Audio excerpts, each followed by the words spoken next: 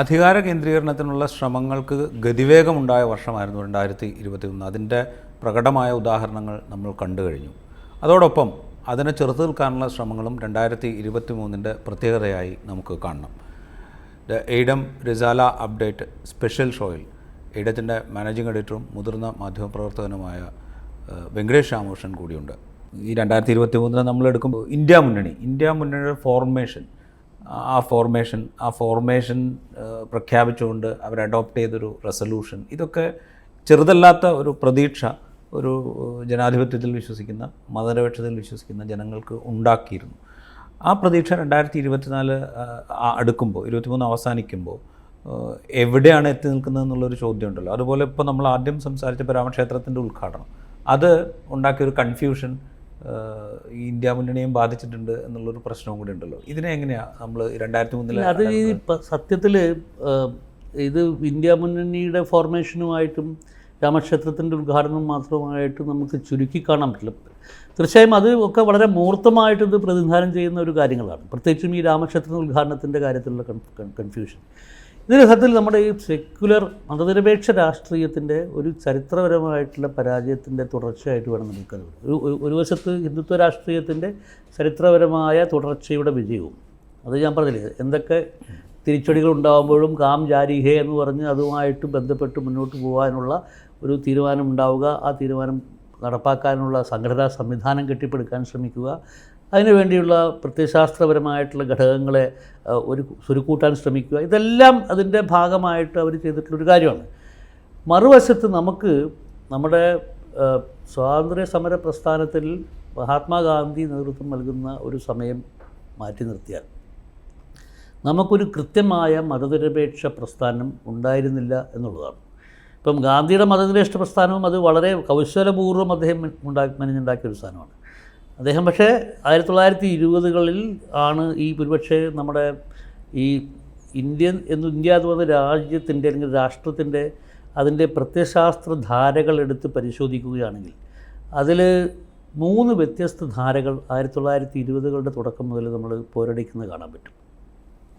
അതിൽ ഒന്ന് ഈ മഹാത്മാഗാന്ധിയുടെ വ്യക്തിപരമായ നേതൃത്വത്തിൽ അതിന് ഒരു ഒന്നിച്ചു വരികയും അത് മഹാത്മാഗാന്ധിയുടെ നേതൃത്വത്തിൽ കോൺഗ്രസ് എന്ന് പറയുന്ന വിശാലമായ പ്രസ്ഥാനം പ്രതിദാനം ചെയ്തിട്ടുള്ള ഒരു മതനിരപേക്ഷ സ്വാതന്ത്ര്യ അല്ലെങ്കിൽ വിമോചന കൂട്ടായ്മ എന്ന് പറയാവുന്നത്.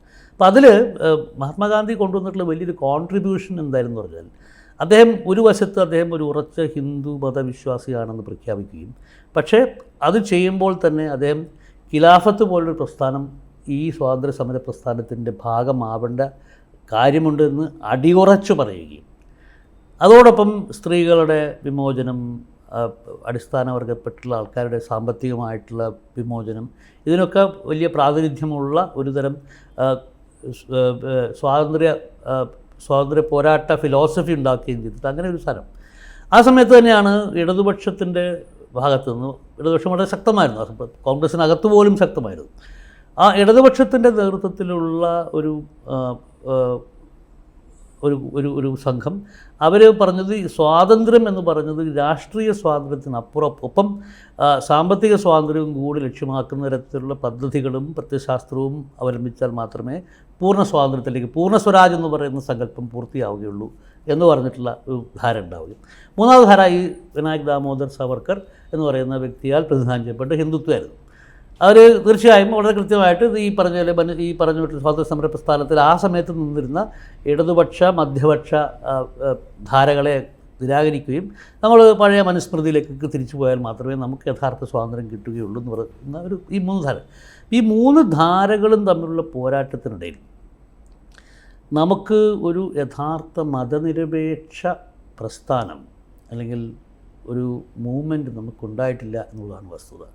അത് ഈ ഗാന്ധിയുള്ള കാലത്താണ് സത്യത്തിൽ അതിനെ അത് സ്വാതന്ത്ര്യപ്രാപ്തി വരെ നിന്നുള്ളൂ.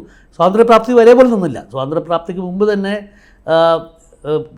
വിനായക് ദാമോദർ സവർക്കർ പറഞ്ഞിട്ടുള്ള 2 നേഷൻ തിയറി, 2 രാഷ്ട്ര സിദ്ധാന്തം, 2 രാഷ്ട്ര സിദ്ധാന്തം, അത് പിന്നെ ജിന്ന ഏറ്റെടുക്കുകയും ജിന്ന അതിൻ്റെ പ്രധാനപ്പെട്ട പ്രചാരകനാവുകയും പിന്നീട് 2 രാഷ്ട്രങ്ങൾ ഉണ്ടാവുകയും ചെയ്തു. അപ്പോൾ ഈ രണ്ട് രാഷ്ട്രം ഉണ്ടാകുന്നതിൽ സാവർക്കറിനെ പോലുള്ള ആൾക്കാർക്കുണ്ടായിരുന്ന സംഭവം എന്ന് വെച്ചാൽ മുസ്ലിങ്ങൾക്ക് ഒരു രാഷ്ട്രം കിട്ടിപ്പോയി കഴിഞ്ഞാൽ പിന്നെ മുസ്ലിങ്ങൾക്ക് ഇവിടെ സ്ഥാനം ഉണ്ടാവില്ല എന്നുള്ളതായിരുന്നു.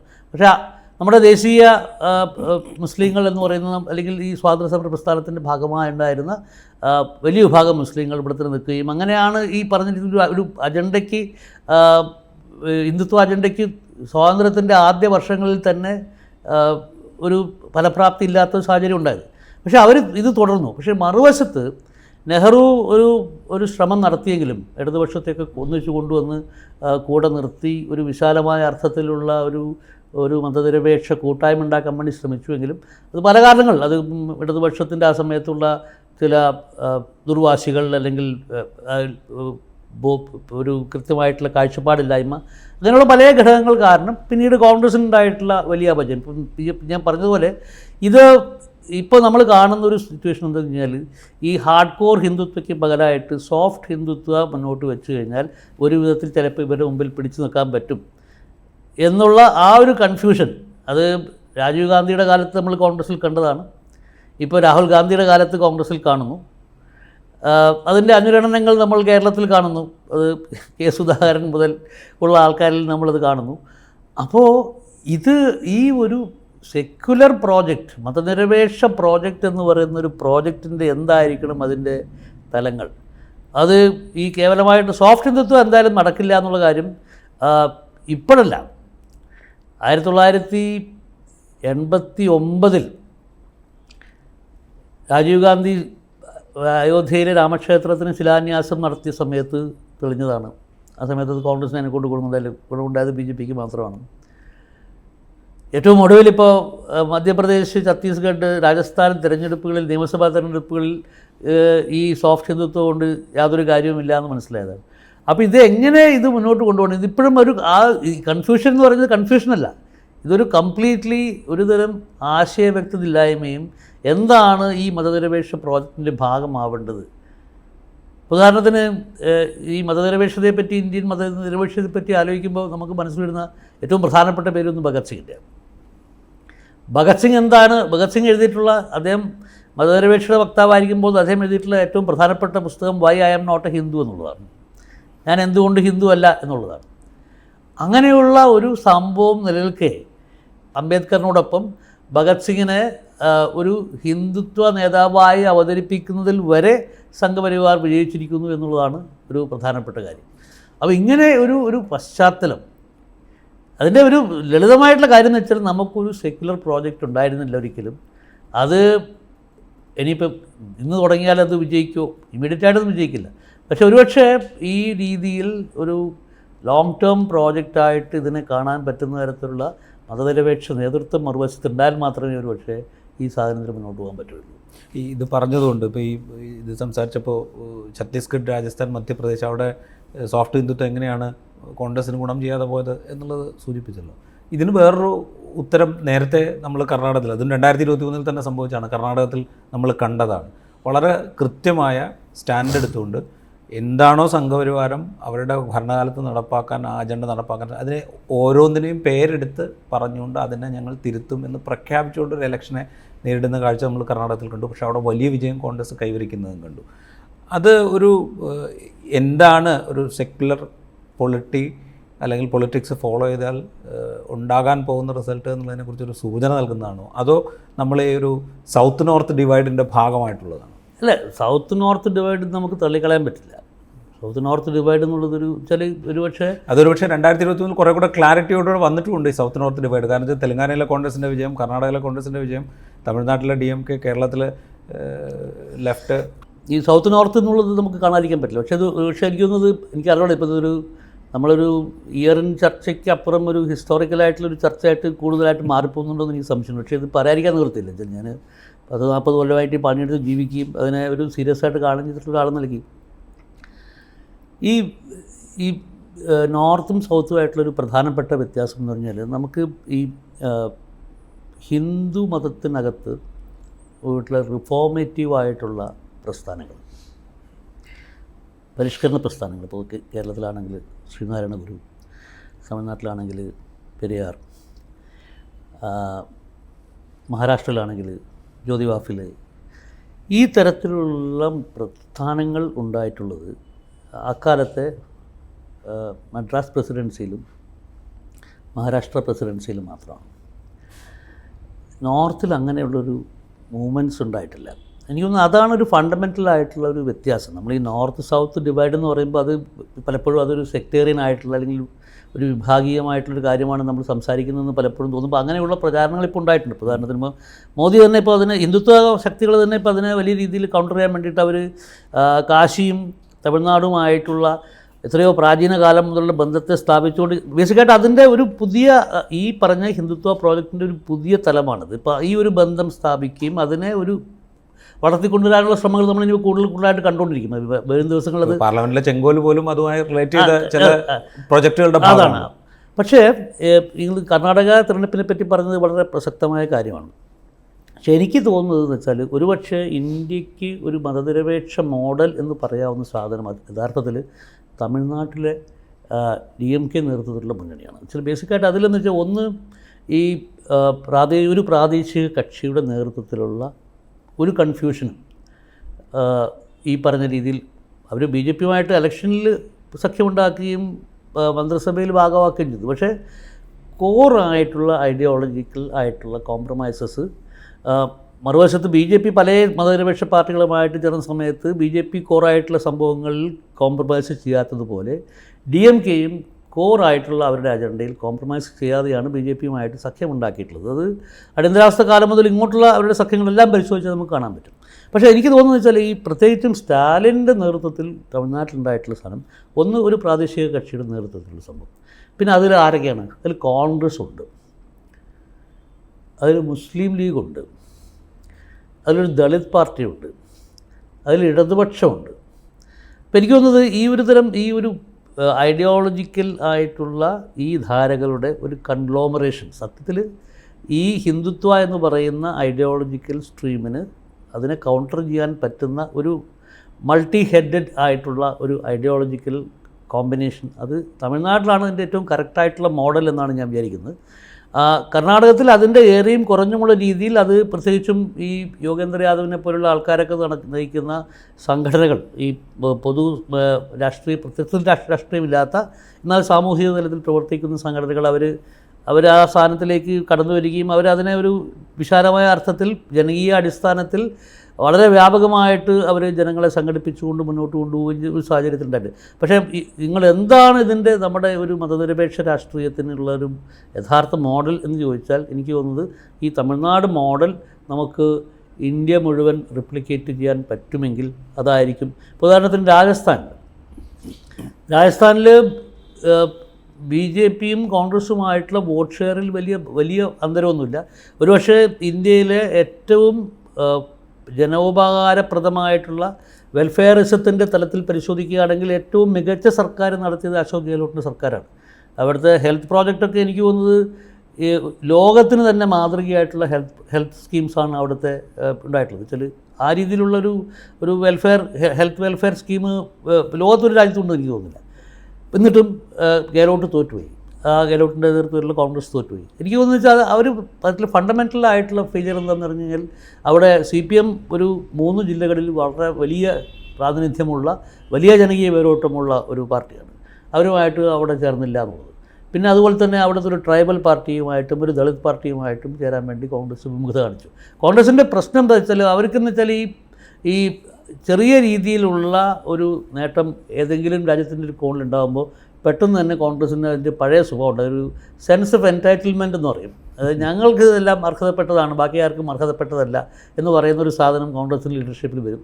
അത് ഈ പ്രത്യേകിച്ചും ഭാരത് ജോഡോ യാത്രയ്ക്കും കർണാടകത്തിലെ വിജയത്തിന് ശേഷം അതിഭീകരമായിട്ട് തിരിച്ചു വന്നപ്പോഴാണ് ഞാൻ ഈ 3 സംസ്ഥാനങ്ങളിലെ തെരഞ്ഞെടുപ്പിനെ ഹൈൻസൈറ്റിൽ പരിശോധിക്കുമ്പോൾ എനിക്ക് മനസ്സിലാവുന്ന ഒരു പ്രധാനപ്പെട്ട കാര്യമാണ്.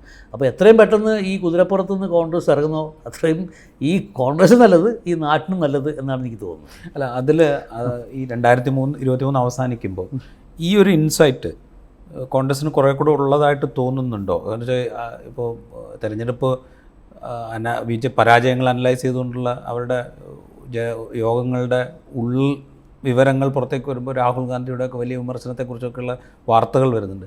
അതിനുശേഷം ഇപ്പോൾ രാഹുൽ ഗാന്ധി അദ്ദേഹത്തിൻ്റെ രണ്ടാമത്തെ യാത്ര പ്രഖ്യാപിച്ചതാണ് നമ്മൾ 2023 അവസാനത്തിൽ കാണുന്നത്. ഇത് രണ്ടും കൂടെ ഈ 2023 ഭാഗമായിട്ട് നമ്മൾ കാണണം. അതിൽ നിന്നൊരു തിരിച്ചറിവ് കോൺഗ്രസിന് ഉണ്ടായിട്ടുണ്ടോ എന്നുള്ളതും ഈ രാഹുലിൻ്റെ ഈ പുതിയ ഉദ്യമവും.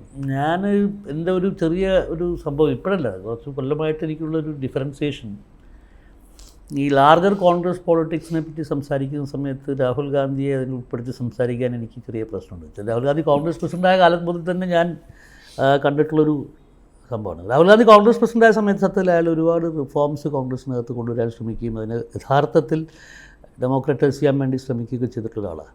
പക്ഷേ എപ്പോഴും തോന്നിയിട്ടുള്ളൊരു കാര്യം എന്ന് പറഞ്ഞാൽ ഇതിനെ മുഴുവൻ ഒരു ലോജിക്കൽ കൺക്ലൂഷനിലേക്ക് കൊണ്ടുപോകാൻ വേണ്ടിയിട്ടുള്ള ഒരു ഡ്രൈവോ അല്ലെങ്കിൽ അതിനുള്ളൊരു പൊളിറ്റിക്കൽ സ്പിരിറ്റോ രാഹുൽ ഗാന്ധിക്കുള്ളതായിട്ട് എനിക്ക് തോന്നിയിട്ടില്ല. സത്യത്തിൽ ഇപ്പോൾ ഈ നിയമസഭാ തെരഞ്ഞെടുപ്പിന് ശേഷം അദ്ദേഹം ചെയ്തിട്ടുള്ള പ്രസ്താവനകൾ, അദ്ദേഹം പാർട്ടിക്കകത്ത് പറഞ്ഞിട്ടുള്ള കാര്യങ്ങൾ, അദ്ദേഹം പൊതുവേദിയിൽ തന്നെ പറഞ്ഞിട്ടുള്ള ചില കാര്യങ്ങൾ, ഇപ്പം ഉദാഹരണത്തിന് ഇതിന് ശേഷം അദ്ദേഹം പല സ്ഥലത്തും പറയേണ്ടത് നമ്മൾ ഈ പറഞ്ഞ രീതിയിൽ നമ്മൾ കൂടുതൽ അഹകരിക്കാൻ പാടില്ല എന്ന് തുടങ്ങിയിട്ടുള്ള കാര്യങ്ങളൊക്കെ അദ്ദേഹം പറയണ്ടേ.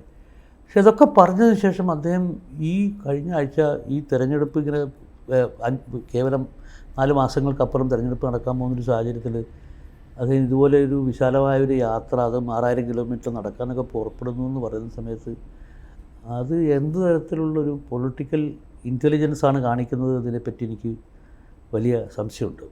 അത് ഈ നേരത്തെ ഞാൻ പറഞ്ഞില്ല, ഇപ്പോൾ ബേസിക്കായിട്ട് ഇത് ഒരുപാട് റിഫോംസ് കൊണ്ടുവരിക, നമുക്കിത് ഇതിനൊക്കെ ലോജിക്കൽ കൺക്ലൂഷനിലേക്ക് കൊണ്ടുപോകാൻ ഉള്ള ഒരു തയ്യാറെടുപ്പില്ലായ്മ ആണോ ഇതിലൊക്കെ റിഫ്ലക്റ്റ് ചെയ്യുന്നത് എന്ന് തന്നെയാണ് ഞാൻ ആലോചിക്കുന്നത്. ബേസിക്കായിട്ട് അങ്ങനെയാണെങ്കിൽ അത് നമ്മൾ സ്റ്റേറ്റ് ചെയ്യേണ്ട ഒരു ആവശ്യമുണ്ട്. നമ്മൾ അത് അതിനെ പിന്നെ ഗ്ലോസ് ചെയ്തിട്ട് അതിനെ കവറപ്പ് ചെയ്തുകൊണ്ട് കാര്യമൊന്നുമില്ല.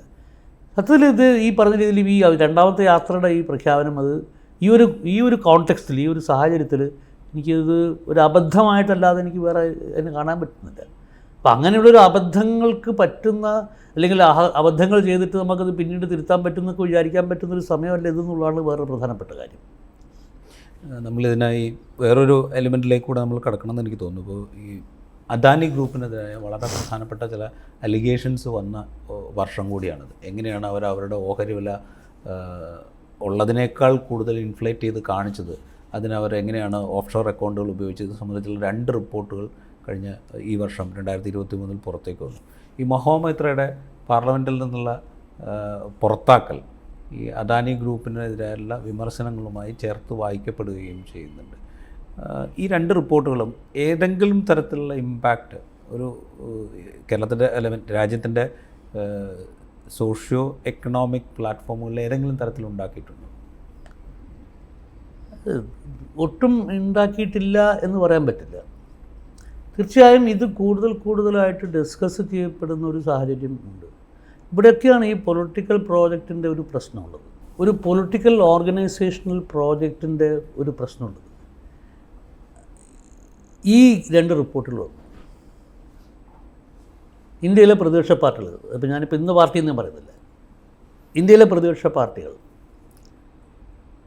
ഏതെങ്കിലും ഒരു പ്രതിപക്ഷ പാർട്ടി ഇതിനെ എഫക്റ്റീവായിട്ട് ഗ്രൗണ്ട് ലെവലിൽ കൊണ്ടുപോവുകയോ ഉപയോഗിക്കുകയോ ചെയ്തിട്ടുണ്ടോ? ഇന്ന് പാർട്ടിയെന്ന് ഞാൻ പറയുന്നില്ല, ഒരു പാർട്ടിയില്ല. അതിൽ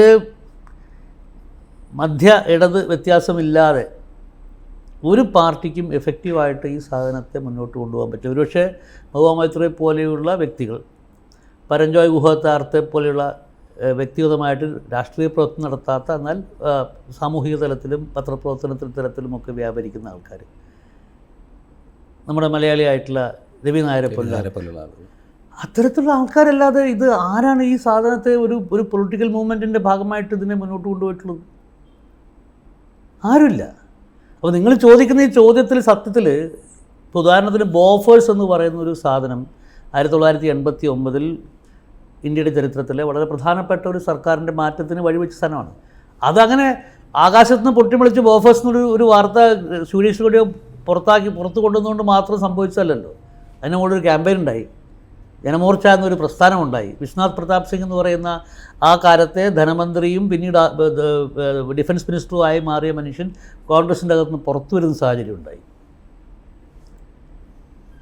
ഇതെല്ലാം ഇതിനെല്ലാം പിന്നെ ഫെസിലിറ്റേറ്റ് ചെയ്യാൻ പറ്റുന്ന ഒരു ഡെമോക്രറ്റിക് അറ്റ്മോസ്ഫിയർ ആ സമയത്ത് നാട്ടിലുണ്ടായിരുന്നു.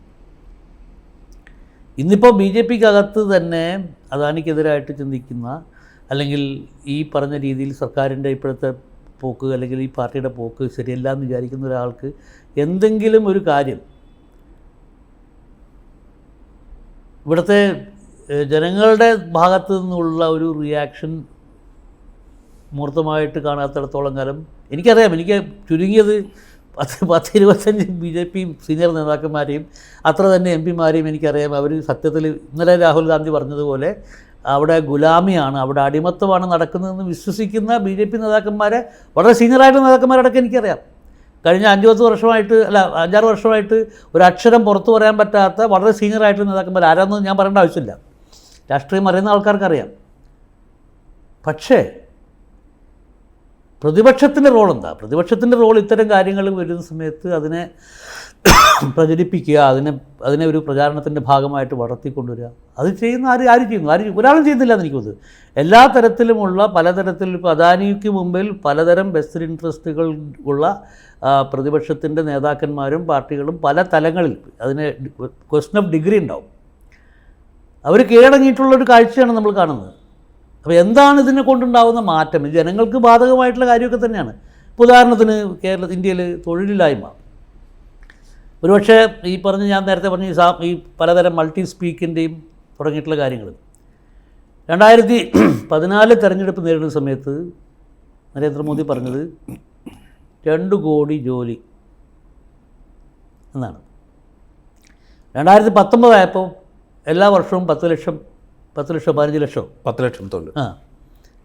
5 വർഷം കൊണ്ട് മൂപ്പർക്കുണ്ടായ മാറ്റതാണ്. പക്ഷെ ഇതാരും ഇതാക്കുന്നില്ല. പക്ഷേ ഇത് അൺഎംപ്ലോയ്മെൻറ്റ് എത്രയും വലിയ വിഷയമാണ് ഇന്ത്യയിൽ എന്നുള്ളതിൻ്റെ വളരെ മൂർത്തമായിട്ടുള്ള ഒരു സൂചനയാണ് ഈ 4 കുട്ടികൾ പാർലമെൻറ്റിനകത്തേക്ക് കടന്നു വരികയും അവരുടെ പ്രധാനപ്പെട്ട മുദ്രാവാക്യം തൊഴിലില്ലായ്മയായിരുന്നു. പക്ഷേ തൊഴിലില്ലായ്മയെ പറ്റിയിട്ട് സംസാരിക്കുന്ന പ്രതിപക്ഷത്തിലെ എത്ര നേതാക്കന്മാരെ നിങ്ങൾക്ക് കാണാൻ പറ്റും? രാഹുൽ ഗാന്ധി ഭാരത് ജോഡോ യാത്രയുടെ സമയത്ത് സംസാരിച്ചു. പക്ഷേ അതിന് കോൺക്രീറ്റ് ആയിട്ടുള്ളൊരു പ്രസ്ഥാനമാക്കി മാറ്റി കൊണ്ടുവരാൻ വേണ്ടിയിട്ട് എന്ത് ചെയ്തു എന്ന ചോദ്യത്തിന് മറുപടി ഇല്ല. അപ്പോൾ ഇത് ഒന്നും നമുക്ക് ബേസിക്കായിട്ട് ഇതിനൊന്നും ഒറ്റപ്പെട്ട രീതിയിൽ കാണാൻ പറ്റില്ല. ഇപ്പോൾ നിങ്ങളെ റിപ്പോർട്ടിനെ പറ്റി മാത്രമാണ് ചോദിച്ചത്. ഞാൻ പറയുന്ന റിപ്പോർട്ട് വളരെ എഫക്റ്റീവാണ്. റിപ്പോർട്ട് ആൾക്കാരുടെ ഇടയിൽ സ്വാധീനം ഉണ്ടാക്കിയിട്ടുണ്ട്. പക്ഷേ ആ സ്വാധീനം ഉണ്ടാക്കിയതിനെ ഒരു പൊളിറ്റിക്കലായിട്ടുള്ള ഒരു ഇഫക്റ്റിൻ്റെ ഭാഗമാക്കി മാറ്റണമെങ്കിൽ അതിൻ്റെ പണി വേറെ എടുക്കാനുണ്ട്. ആ പണിയെടുക്കാതെ നമ്മൾ ഇഫക്റ്റ് എവിടെയെന്ന് വെച്ചിട്ട് കാര്യമില്ല. ആ എഫക്റ്റ് ഉണ്ടാക്കാൻ വേണ്ടി കേൾപ്പുള്ള ഒരു നേതാവായിരുന്നു മുഹമ്മദ് മൈത്ര. അവരെ പാർലമെൻറ്റിനകത്ത് തന്നെ നിഷ്കാസനം ചെയ്യുന്ന ഒരു സിറ്റുവേഷൻ ഉണ്ടായി. ഇത് പറയുമ്പോൾ ഈ ഇപ്പോൾ ഹിൻഡൻബർഗ് റിപ്പോർട്ടാണെങ്കിലും അതിൻ്റെ OCCRPയുടെ റിപ്പോർട്ടാണെങ്കിലും ഇത് രണ്ടും പരിമിതമായ തോതിലെങ്കിലും ജനങ്ങളിലേക്ക് എത്തിക്കുന്നതിൽ മാധ്യമങ്ങൾ വലിയ പങ്ക് വഹിച്ചിട്ടുണ്ട്. എല്ലാ മാധ്യമങ്ങളും അല്ല ഞാൻ പറയുന്നത്, വളരെ ചുരുക്കം മാധ്യമങ്ങളെങ്കിലും അത് ആ പങ്കിനെ പോലും ഇല്ലാതാക്കുന്ന വിധത്തിൽ ഗവൺമെൻറ് പ്രവർത്തിക്കുന്ന കാഴ്ച നമ്മൾ പിന്നീട് കണ്ടു. അത് നമുക്ക് പരാമർശിക്കപ്പെടാതെ പോകാൻ പറ്റില്ല. 2021 ഇപ്പോൾ ന്യൂസ് ക്ലിക്കിൻ്റെ നടപടി, അറസ്റ്റുകൾ, ഇത് വലിയ എങ്ങനെയാണ് ഈ ഭരണകൂടം മുൻകാലത്ത് പ്രവർത്തിച്ചിരുന്നത് അതിൻ്റെ കുറെ കൂടെ ഭീകരമായൊരു മുഖം കാണിക്കുകയാണ് ചെയ്തത്. അതുണ്ടാക്കുന്നൊരു എഫക്റ്റ് എന്തായിരിക്കും ഈ 2023 മാർക്ക് ചെയ്യുമ്പോൾ? ഈ താരതമ്യം കുറച്ചൊരു നമ്മൾ ഈ മുമ്പൊക്കെ ഭരണകൂടങ്ങൾ പ്രവർത്തിച്ചു, സർക്കാരുകൾക്കെതിരായിട്ട് പ്രവർത്തിച്ചിട്ടുണ്ട്. ഇപ്പോൾ ഉദാഹരണത്തിന് ബോഫേഴ്സിൻ്റെ സമയത്താണ് ഹിന്ദുവിന് ആദ്യമായിട്ട് വലിയ രീതിയിൽ സർക്കാർ പരസ്യം നിഷേധിക്കുകയും അതിനെ സ്ട്രാങ്കുലേറ്റ് ചെയ്യാൻ വേണ്ടി ശ്രമം നടക്കും. പക്ഷേ എനിക്ക് തോന്നുന്നില്ല ഈ ഇന്ത്യയുടെ മാധ്യമ ചരിത്രത്തിൽ എപ്പോഴെങ്കിലും അടിയന്തരാവസ്ഥ കാലത്ത് പോലും ഈ പണിയായുധങ്ങൾ പിടിച്ചു വെക്കുന്നൊരു പരിപാടി ഉണ്ടായിട്ടില്ല. ഈ ഗവൺമെൻറ് ന്യൂസ് ക്ലിക്കിന് എതിരായിട്ടുള്ള റെയ്ഡ് നടന്ന ദിവസം ചെയ്തത് 300ഓളം പത്രപ്രവർത്തകരുടെ കമ്പ്യൂട്ടറുകൾ, ലാപ്ടോപ്പുകൾ, ടെലിഫോണുകൾ ഇതെല്ലാം അവർ കൈയടക്കുകയും, പരഞ്ജയ് ഗുഹ താക്കൂർത്ത പറയുന്നതെന്ന് വെച്ചാൽ ഏത് തരത്തിലുള്ള ഇലക്ട്രോണിക് ഡിവൈസ് ക്യാപ്ചർ ചെയ്യുന്ന സമയത്തും അതിലൊരു ഹാഷ് റിപ്പോർട്ട് നൽകണം. ഹാഷ് റിപ്പോർട്ട് എന്ന് വെച്ചാൽ അതിലെന്തായിരുന്നു നേരത്തെ ഉണ്ടായിരുന്നത്, അതിന് ശേഷം എന്താണ്, അത് നൽകാതെയാണ് ഇപ്പോഴും പല ആൾക്കാരുടെയും സിം കാർഡുകൾ സർക്കാരിൻ്റെ കയ്യിലാണ്. ചില ആൾക്കാർക്ക് ഡിവൈസ് തിരിച്ചു കൊടുത്തിട്ടില്ല, സിം കാർഡ് തിരിച്ചു കൊടുത്തു, അപ്പോൾ അവർക്ക് പുതിയ ഡിവൈസ് വാങ്ങേണ്ടത്. അപ്പോൾ ഇത് ബേസിക്കായിട്ട് ഇങ്ങനെ ഒരു പ്രൈവസിയിലേക്കുള്ള അല്ലെങ്കിൽ ഒരു ഒരാളുടെ ഒരു പ്രൊഫഷണലായിട്ട് ജോലി ചെയ്യാൻ വേണ്ടിയിട്ട് ഉപയോഗിക്കുന്ന യന്ത്രങ്ങളുടെ അതിന് മുകളിലുള്ള കടന്നാക്രമണം. ഇപ്പോൾ പെന്ന് എഴുതുന്ന പെന്ന് ബാൻ ചെയ്തിട്ട് പെന്ന് കിട്ടാത്ത സാഹചര്യം ഉണ്ടാക്കുക എന്ന് പറഞ്ഞ പോലത്തെ ഒരു സാഹചര്യമാണിത്. ഇങ്ങനത്തെ തരത്തിലുള്ള ഒരു തരം intrusion into privacy and intrusion into work space മുമ്പത്തെ ഗവൺമെൻറ്റുകൾ ചെയ്തു എന്ന് ഞാൻ വിശ്വസിക്കുന്നുണ്ട്. തീർച്ചയായും അവർ പിന്നെ പ്രിൻറ്റിംഗ് പ്രസ് അടച്ചുപൂട്ടുകയോ അല്ലെങ്കിൽ എന്തെങ്കിലും തരത്തിൽ സംപ്രേഷണം തടയുകയോ തുടങ്ങിയിട്ടുള്ള കാര്യങ്ങളൊക്കെ ചെയ്തിട്ടുണ്ടാവും. അത് ചെയ്തിട്ടുള്ള ചരിത്രമുണ്ട്. അല്ല, ഞാൻ മുൻകാല സർക്കാരുകളുടെ കാര്യമല്ല, ഈ നരേന്ദ്രമോദി സർക്കാർ അധികാരത്തിൽ വന്നതിന് ശേഷം പല വിധത്തിലുള്ള പ്രവർത്തനങ്ങൾ, റെയ്ഡുകൾ, മറ്റു ഇതുപോലെ ഒന്ന് 2023 സംഭവിച്ചതുപോലെ ഒന്ന് അത് രാജ്യചരിത്രത്തിൽ കണ്ടിട്ടില്ല. അല്ല, അതാ ഞാൻ പറഞ്ഞ വെച്ചാൽ അത് ഈ പറഞ്ഞ രീതിയിൽ ഈ പ്രോജക്റ്റിൻ്റെ കൂടുതൽ മൂർത്തമായ രീതിയിൽ അത് വിജയിക്കുന്നു അല്ലെങ്കിൽ അതിൻ്റെ ആ ഒരു ബോധ്യത്തിൻ്റെ അടിസ്ഥാനത്തിലുള്ള തെളിവുകളാണ് നമ്മൾ കാണുന്നത് ഈ സാധനം മുഴുവൻ. അല്ലെങ്കിൽ ആലോചിക്കാൻ പറ്റും, ഒരു 4 ദിവസത്തിനുള്ളിൽ 140-ൽ പരം MP-മാരെ പാർലമെൻറ്റിൻ്റെ സസ്പെൻഡ് ചെയ്യുക എന്ന് പറഞ്ഞാൽ അത് ലോക ചരിത്രത്തിലില്ലാത്ത സാധനമാണ്. ഇന്ത്യയിൽ തീർച്ചയായിട്ടും ഉണ്ടായിട്ടില്ല. അപ്പോൾ എങ്ങനെയാണ് ഇതൊക്കെ ചെയ്യാൻ വേണ്ടി പറ്റുന്നതെന്ന് വെച്ചാൽ ഈ ഒരു പ്രോജക്റ്റ് കൂടുതൽ ശക്തി പ്രാപിക്കുകയാണ്, അതിന് വേരോട്ടം കിട്ടുന്നുണ്ട് എന്നുള്ളതിൻ്റെ ഒരു തോന്നലാണ്. പിന്നെ ഒരുപക്ഷെ ഈ നോർത്ത് സൗത്ത് ഡിവൈഡ് പോലും ഇതിന് അനുകൂലമായിട്ടുള്ളൊരു കാര്യമായിട്ട് മാറ്റാൻ വേണ്ടിയിട്ടുള്ള ഒരു ശ്രമം ഉണ്ടാവും എന്നാണ് എനിക്ക് തോന്നുന്നത്. അപ്പം പക്ഷേ ഇപ്പോഴും ഇത് നമ്മൾ ടോട്ടാലിറ്റിയിലെടുത്ത് പരിശോധിക്കുകയാണെങ്കിൽ ഇപ്പോഴും ഇത് ഇതിൻ്റെ പ്രഭാവം എന്ന് പറയുന്നത് പ്രധാനമായും ഉത്തരേന്ത്യൻ സംസ്ഥാനങ്ങളിലാണ്. വടക്ക് കിഴക്ക് കൂടുതലായിട്ട് അതിൻ്റെ പ്രഭാവം വരുന്നുണ്ട്. പക്ഷേ സൗത്ത് ഇന്ത്യയിൽ അതിൻ്റെ പ്രഭാവം കുറഞ്ഞു വരികയാണ്. ഇല്ലാതായി എന്നല്ല, തീർച്ചയായും കുറഞ്ഞു വരികയാണ്. അത് കർണാടകത്തിൽ വളരെ ശക്തമായിട്ടുള്ള സ്ഥിതിവിശേഷത്തിലുണ്ടായിരുന്നു, അത് ഉണ്ടായിട്ടില്ല. പക്ഷെ എന്ന് പറഞ്ഞാലും ഇത് ഈ പറഞ്ഞ രീതിയിൽ ഉള്ള ഒരു ഹിന്ദുത്വ നരേറ്റീവിൻ്റെ അതിൻ്റെ ഡ്രോയിങ് റൂം ആക്സെപ്റ്റൻസും അതിൻ്റെ സ്വാധീനവും നമുക്ക് തള്ളിക്കളയാൻ പറ്റില്ല. അത് സൗത്തിലായാലും നോർത്തിലായാലും. അപ്പം ഇതിൻ്റെ ഒരു സൊല്യൂഷൻ അല്ലെങ്കിൽ എന്താണ് ഇതിൻ്റെ ഈ പറഞ്ഞ ഒരു സ്ഥിതിവിശേഷത്തിൽ നിന്ന് എന്താണ് പ്രതിപക്ഷ പാർട്ടികൾക്ക് ചെയ്യാൻ പറ്റുക, എന്താണ് സാമൂഹിക സംഘടനകൾക്ക് ചെയ്യാൻ പറ്റുക, സോഷ്യൽ ആക്ടിവിസ്റ്റുകൾക്ക് ചെയ്യാൻ പറ്റുക എന്നുള്ള ചോദ്യത്തിൻ്റെയൊക്കെ മറുപടി വളരെ ഒരു തമിഴ്നാട് മോഡലിൽ അന്തർലീനമായി കിടക്കുന്നു എന്നാണ് ഞാൻ വിചാരിക്കുന്നത്. അവസാനം ഒരൊറ്റ കാര്യം കൂടി, നമ്മൾ ഈ 2023 നമ്മൾ വാല്യൂ ചെയ്യുമ്പോൾ ഈ 4 മാസത്തിനപ്പുറം നടക്കാൻ പോകുന്ന ലോക്സഭാ തെരഞ്ഞെടുപ്പിൻ്റെ പിച്ചാണ് സത്യം പറഞ്ഞാൽ 2023 എന്ന് നമ്മൾ പറയേണ്ടി വരും. ഈ പിച്ചിൽ ഇന്ത്യ മുന്നണി എന്ന് പറയുന്നത് എവിടെ നിൽക്കുന്നു ഈ 2023 അവസാനിക്കുമ്പോൾ എന്നാണ് വിചാരിക്കേണ്ടത്? ഒരു ഐഡിയോളജിക്കൽ ആയിട്ടുള്ള ഒരു പ്ലെയിനിൽ, ഒരു പൊളിറ്റിക്കൽ ഓർഗനൈസേഷണൽ പ്ലെയിനിൽ അതിന് വേണ്ടത്ര മുന്നോട്ട് പോകാൻ പറ്റിയിട്ടില്ല. അതിനിയും ഏറെ സഞ്ചരിക്കാനുണ്ട്. പക്ഷെ അത് പറയുമ്പോൾ തന്നെ ഇലക്ടറലായിട്ട് തിരഞ്ഞെടുപ്പിൻ്റെ മാത്രം ഒരു തലത്തിൽ ഈ മുന്നണിയെ എഴുതിത്തള്ളാറായി എന്ന് ഞാൻ കരുതുന്നില്ല. എഴുതിത്തള്ളാറായിട്ടില്ല എന്ന് തന്നെയാണ് എൻ്റെ ഉറച്ച വിശ്വാസം. 2 കാര്യങ്ങളുണ്ട്. ഒന്ന്, 2023 നമ്മൾ കണ്ടിട്ടുള്ളതെന്ന് വെച്ചാൽ ഈ തെക്കൻ സംസ്ഥാനങ്ങളിൽ BJP വേരോട്ടുണ്ടായിരുന്ന കർണാടകത്തിലും തെലങ്കാനയിലും ഒക്കെ വലിയ രീതിയിലുള്ള തിരിച്ചടികൾ BJP നേരിട്ടിട്ടുണ്ട്. ഈ തെക്കൻ സംസ്ഥാനങ്ങളിൽ, പ്രത്യേകിച്ച് തമിഴ്നാട് പോലുള്ള സ്ഥലങ്ങളിൽ നിന്നും പുതുതായിട്ട് വേരോട്ടുണ്ടാക്കാൻ പറ്റിയിട്ടുമില്ല. അതുകൊണ്ട് ഒരുതരം കൺസോൾട്ടേഷൻ ഈ മതനിരപേക്ഷ പാർട്ടികൾക്കിടയിലുണ്ട്. അത് സ്വാഭാവികമായിട്ടും ഇന്ത്യ മുന്നണിക്ക് അനുകൂലമായിട്ട്. പിന്നെ ഈ 2023 തെരഞ്ഞെടുപ്പ്, അസംബ്ലി തെരഞ്ഞെടുപ്പിന് പ്രത്യേകിച്ചും മധ്യപ്രദേശ്, രാജസ്ഥാൻ, ഛത്തീസ്ഗഡിനെയൊക്കെ സെമി ഫൈനൽ എന്ന് വിശേഷിപ്പിക്കുന്ന ഒരു നമ്മുടെ മുഖ്യധാര മാധ്യമ പ്രവർത്തനത്തിലുണ്ടായിട്ടുള്ള ഒരു സംഭവം ഉണ്ടല്ലോ. അത് ഞാൻ വലിയ രീതിയിലൊരു തമാശയായിട്ടാണ് കാണുന്നത്. എന്നുവെച്ചാൽ 2019 നമ്മൾ ഇവിടെ നടന്ന ലോക്സഭാ തെരഞ്ഞെടുപ്പുകളുടെ പ്രത്യേകിച്ച് ഈ 3 സംസ്ഥാനങ്ങളിൽ എടുത്തുള്ള ലോക്സഭാ തെരഞ്ഞെടുപ്പുകളുടെ ഫലം എടുത്ത് പരിശോധിച്ച് കഴിഞ്ഞാൽ BJP ഒരു സാച്ചുറേഷൻ പോയിന്റിലാണ്. രാജസ്ഥാനിൽ എല്ലാ സീറ്റും BJP, മധ്യപ്രദേശിൽ 1 സീറ്റ് മാത്രമേ കോൺഗ്രസിനുള്ളൂ, ബാക്കി മുഴുവൻ BJP-യാണ്. ഛത്തീസ്ഗഡിൽ 2 സീറ്റാണ് ഉണ്ടായിരുന്നത്.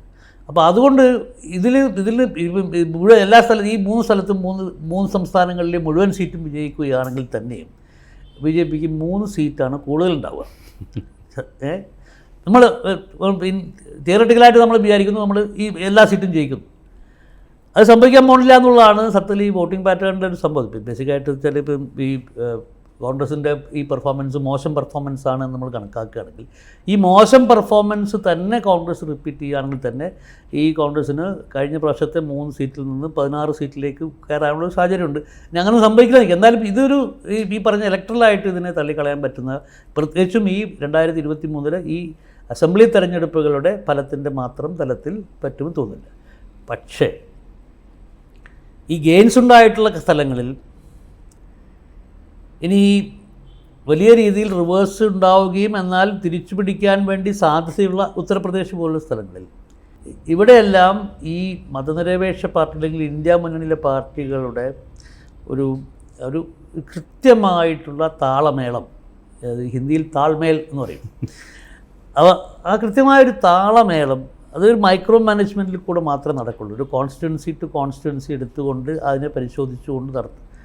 അത്തരത്തിലുള്ള ഒരു എക്സസൈസ് നടത്തേണ്ട ഒരു സാഹചര്യത്തിൽ വളരെ രൂക്ഷമായിട്ടുള്ള, വളരെ കണിശമായിട്ടുള്ള, കൂലങ്കുഷമായിട്ടുള്ള മൈക്രോ മാനേജ്മെൻറ്റിനെ പറ്റി സംസാരിച്ചുകൊണ്ടിരിക്കുന്ന ഒരു സമയത്ത് രാഹുൽ ഗാന്ധി ഇപ്പോഴൊരു നേതാവ് 6000 കിലോമീറ്റർ നടക്കാൻ പുറപ്പെടുക എന്ന് പറഞ്ഞു കഴിഞ്ഞാൽ അത് ഈ പറഞ്ഞ രീതിയിൽ ഇത് എന്താണോ ഇപ്പോഴത്തെ സ്ഥിതിവിശേഷം ആവശ്യപ്പെടുന്നത് ഇന്ത്യ മുന്നണിക്ക് വേണ്ടി രാഹുൽ ഗാന്ധിയെ പോലുള്ള ആൾക്കാർ ചെയ്യേണ്ടത്, അതിനെ സ്വന്തം കാലിൽ, ഹിന്ദിയിൽ പറയുകയാണെങ്കിൽ അപ്പനെ പയർമേ കുലാടി മാറുക എന്ന് പറയും. സ്വന്തം കാലിൽ വെടിവെക്കുക എന്ന പരിപാടിയാണ്. ഇത് നടക്കാൻ പോകുന്ന ആളോടും പറയുന്നത് നിങ്ങൾ സ്വന്തം കാലിൽ വെടിവെക്കുക, നിങ്ങൾ ഈ നടത്തം സ്വന്തം കാലിൽ വെടിവെക്കുന്നതിന് തുല്യമാണ്. അപ്പോൾ അങ്ങനെ ആ രീതിയിൽ ഉള്ള ഒരു എന്താ പറയുക നോട്ടപ്പെശകുകളുടെ ഒരു തുടർച്ചയാണ് ഉണ്ടാവാൻ പോകുന്നതെങ്കിൽ ഈ പറഞ്ഞ രീതിയിൽ ഇലക്ട്രലായിട്ടുള്ള റിവേഴ്സും കൂടി ഉണ്ടാവാം. പക്ഷേ തീർച്ചയായിട്ടും പൊളിറ്റിക്കലായിട്ടും ഓർഗനൈസേഷനിലായിട്ടും ഉള്ള ഈ പിഴവുകൾ, ഈ വീഴ്ചകൾ ഒക്കെ ഇന്ത്യ മുന്നണി ഇങ്ങനെ തുറച്ചു നോക്കുന്നുണ്ട്.